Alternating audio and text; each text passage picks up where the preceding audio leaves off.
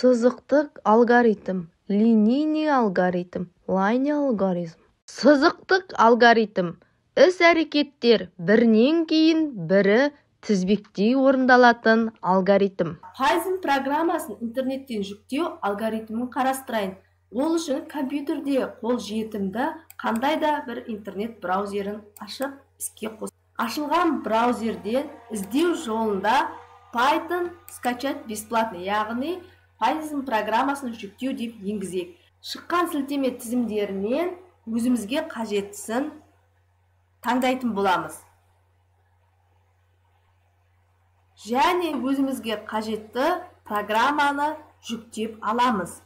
Жүктеп алғаннан кейін загрузки бөлімдегі құжатты ашып, жүктелген программаны орнатамыз. Орнатылған программаны ашамыз. Орнатылған программаны аштық. Дәл осылай кездесетін алгоритмдер тәрізді программалау тілінде тапсырмалар орындау барысында қадамдарды ретімен жасай отырып нәтижеге жетесіңдер. Осылай ретімен орындалатын алгоритмдер сызықтық деп аталады. Берілген есепті Python программалау тілінде кодын жазып қойдым. Яғни x айнымалысын бүтін типке сипаттап енгізуім қажет. Қандай да бір x айнымалысына мән бергенде бүтін мән беріп, оны енгіземіз. Бүтін мән береміз. Print шығару, яғни нәтижені экранға шығарады. Бұл жерде қандай мәннің нәтижесін шығару керек? X квадраттың 2-ге қатынасы және қосамыз 2-ні 2x-ге.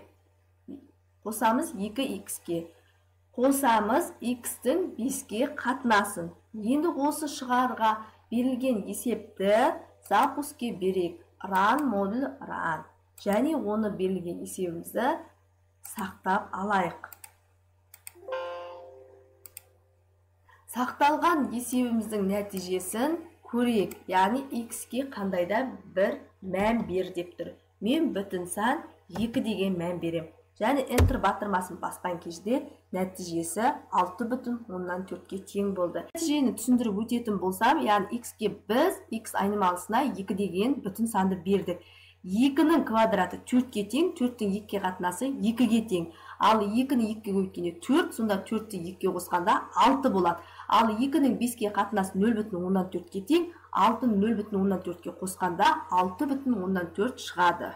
Бізде есеп берілген, радиусы белгілі шеңбердің ұзындығын анықтау керек. Яғни пейіміз 3,14-ке тең, R-ға қандай шеңбер радиусіне мән беруіміз керек.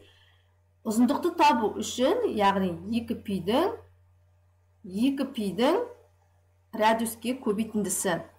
Нәтижесі бізге L-дің нәтижесін экранға шығаруымыз қажет. Запуске береміз, себебі біз ұзындықты тауып жатырмыз. Запуске бергенде шеңбер радиусіне мән бер деп тұр. Мен қандайда бүтін сан 6 деген мәнді берем. Яғни 37,68 шығар. 2-ні 3,14-ке көбейткенде 6,128 шығар. Оны 6-ға көбейткен кезде 37,165 шығады.